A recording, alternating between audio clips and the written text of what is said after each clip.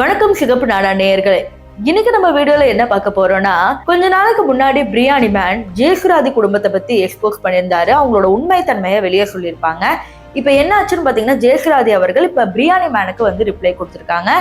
இதையும் தாண்டி இதை பத்தின வீடியோ நான் போன வீடியோல போட்டிருக்கேன். நீங்க அதை செக் பண்ணி பாத்தீங்கன்னா தான் இப்ப இதை பத்தி உங்களுக்கு புரிய வரும். சோ வாங்க வீடியோக்குள்ள போகலாம். நான் உங்கள் சிவரஞ்சனி, சிகப்பு நாடாவில இருந்து. இப்போ ஜெயசுராதி அவர்கள் மேல வச்ச ஒரு குற்றச்சாட்டு என்னன்னா, எப்படி மாற்றுத்திறனாளி அப்படின்னு சொல்லிட்டு நல்லா நடக்கிறாங்க, இதை வச்சே வந்து அவங்க டீச்சர் வேலையும் வாங்கியிருக்கிறாங்க அப்படிங்கிற மாதிரி பிரியாணி மேன் ஒரு குற்றம் சாட்டியிருந்தாங்க. அதுக்கு இவங்க என்ன சொல்றாங்கன்னா, எனக்கு போலியோ அட்டாக் வந்திருக்கு, என்னோட கால் ஒரு சைடு மட்டும் அப்படி இருக்கும் அப்படின்னு சொல்லிட்டு, நான் நடக்கிறப்ப என்னை நான் மாற்றுத்திறனாளி மாதிரி காமிச்சிக்க கூடாது அப்படிங்கிற மாதிரி தான் நான் நினைப்பேன். ஸோ இப்படிலாம் இருக்கிறப்ப எப்படி வந்து என்னோட ஊனத்தை வச்சு நீங்க கேலி செய்வீங்க அப்படிங்கிற மாதிரி இவங்களும் ரொம்ப கஷ்டப்பட்டு சொன்னாங்க. Okay, accept. அடுத்த பாயிண்ட் என்னன்னா, பிரியாணி மேன் என்ன சொல்லியிருப்பாருன்னா, இந்த மாதிரி நீங்க ஸ்கூல்ல வந்து டீச்சரா இருக்கிறீங்க, ஆனா உங்க சொந்த மகளையும் மருமகளையும் ரொம்ப கீழ்த்தனமாகவும் இழிவாகவும் பேசுற நீங்க நாளைக்கு உங்க ஸ்டூடெண்ட்ஸே பேச மாட்டீங்கன்னு என்ன நிச்சயம் அப்படிங்கிற மாதிரி ஒரு கேள்வி கேட்டிருந்தாங்க. அதற்கு இந்த ஜெயசுராதி கிட்ட வந்து எந்த ஒரு பதிலுமே கிடையாது. அடுத்து பிரிக்யா அவர்கள் வந்து லா படிக்கிறாங்க இல்லையா. இப்ப இந்த பொண்ணு லா படிக்குதுன்னா அதற்கு எவ்வளவு உண்மையா இருக்கணும், ஹானஸ்டியா இருக்கணும். ஆனா இவங்களே தப்பான ட்ரேடிங் ஆப்ஸ் எல்லாம் ப்ரொமோட் பண்றாங்க. அதுல காசு போட்டு நிறைய பேர் ஏமாந்தும் போறாங்க.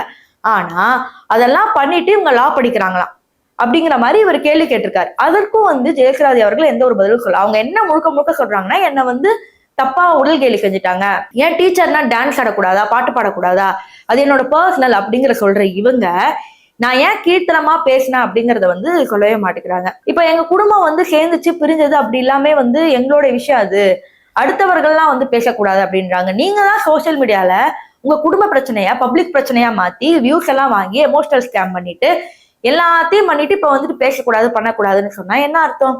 இன்னொன்னு வந்து பாத்தீங்கன்னா, கொஞ்ச நாளைக்கு முன்னாடி மிரட்டி இருந்தாங்க. என் பொண்ணோட பழைய அந்த ராஜேஷோட இருந்த வீடியோலாம் யாராவது போட்டிருந்தீங்கன்னா நான் சைபர் கிரைம்ல வந்து கேஸ் கொடுப்பேன் அப்படிங்கிற மாதிரி சொன்னாங்க. இப்ப என்ன மிரட்டிருக்காங்கன்னா, எங்களை பத்தி நீங்க ஏங்க பேசுறீங்க, எங்களை பிளஸ் பண்ண அவ்வளவு மக்கள் இருக்கிறாங்க, அவங்க எங்களை எல்லாம் பாத்துக்கிட்டு இருக்காங்க, என் பிள்ளைகள் எங்களை பத்தி நல்லா புரிஞ்சு வச்சிருக்காங்க அப்படின்னு சொல்லிட்டு, அதாவது கமெண்ட் பண்றவங்க எல்லாம் பிள்ளைங்களாம், ஆனா பெத்த பிள்ளைங்களை வந்து அவ்வளவு கீழ்த்தனமா பேசுறாங்க இவங்க. ஸோ இதெல்லாம் பார்க்கும்போது ரொம்ப அருவருக்கத்தக்கதாவே இருக்கு. இதெல்லாம் ஒரு பக்கம் இருக்கும்போது இப்ப ஜெயசுராதி என்ன பண்றாங்க அப்படின்னா, புதுசா ஒரு வீடியோ போட்டிருக்காங்க, வியூஸ் எல்லாம் வாங்கிட்டு இருக்காங்க.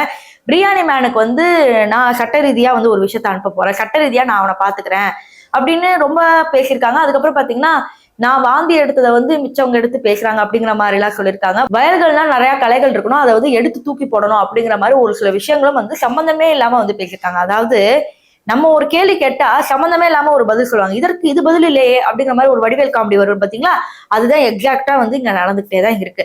ஸோ இவங்க கடைசி வரைக்கும் என்ன சொல்றாங்கன்னா, நான் என்னோட டீச்சர் வேலையை வந்து 5 லட்சம் பேரோட நான் எக்ஸாம் எழுதி அதுல நான் செலக்ட் ஆகி நான் போய் இப்ப நான் இந்த வரைக்கும் நிக்கிறேன், எனக்கு டீச்சர் வேலை கிடைச்சிருக்கணும்னா எங்க ஊர்லயே எனக்கு கிடைச்சிருக்கும், ஆனா எனக்கு வந்து நான் கொஞ்சம் தூரத்துல தானே வேலை செய்யறேன், அப்ப எனக்கு என்ன சலுகை கொடுத்தாங்க அப்படின்னு நீ சொல்ற, எதுவுமே தெரியாம நீ பேசுற அப்படின்னு இதெல்லாம் பேசும்போது ஓகே, நல்லா தான் இருந்துச்சு. அவங்களும் அவங்களோட நியாயத்தை சொல்லிக்கிட்டு தான் இருக்காங்க.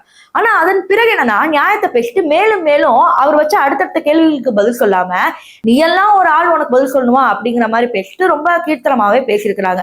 ஆனா பிரியாணி மேன் எந்த ஒரு இடத்துலயுமே வந்து அவதூறாவும் கீழ்த்தனமாவும் பேசவே இல்லை அப்படிங்கிறது தெரியும். இன்னொன்னு என்னன்னா, பிரகனோட ஃப்ரெண்டு தான் பிரியாணி மேன், அதனாலதான் அப்படி பேசுறாங்க அந்த நாய்கள் அப்படிங்கிற மாதிரிலாம் சொல்றாங்க.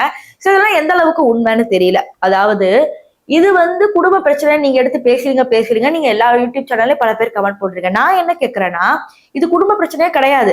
ஒரு ஆப்பை ப்ரொமோட் பண்றது, அதுல இருந்து ஏமாந்து போறது மக்களோட பிரச்சனை. அதே மாதிரி ஒரு குடும்பத்தை கீர்த்தனமா பேசிட்டு அவங்க ஒரு கவர்மெண்ட் டீச்சரா இருக்கிறது பப்ளிக்கோட பிரச்சனை. ஏன்னா நாளைக்கு அது நமக்கும் வரும் சுத்தி. ஸோ அதனாலதான் நம்ம எதிர்த்து கேள்வி கேட்கிறோம். எதிர்த்தும் கேள்வி கேட்கக்கூடாது, வெறும் பார்க்க மட்டும் தான் செய்யணும், பிடிக்கலன்னா ஸ்கிப் பண்ணுங்க அப்படின்னு சொல்றது வந்து எந்த விதத்திலயும் நியாயம் இல்லை. அது என்னைக்குமே வந்து நாங்க அக்செப்ட் பண்ணிக்கவே மாட்டோம். இது போன்ற பல இன்ஃபுளுசர்ஸ் எக்ஸ்போஸ் பண்ற வீடியோ இந்த சிகப்பு நாடால நாங்க வந்து தொடர்ந்து அப்டேட் பண்ணிட்டே இருக்கோம். ஸோ மறக்காம சேனலை சப்ஸ்கிரைப் பண்ணுங்க மற்றும் லைக் பண்ணுங்க.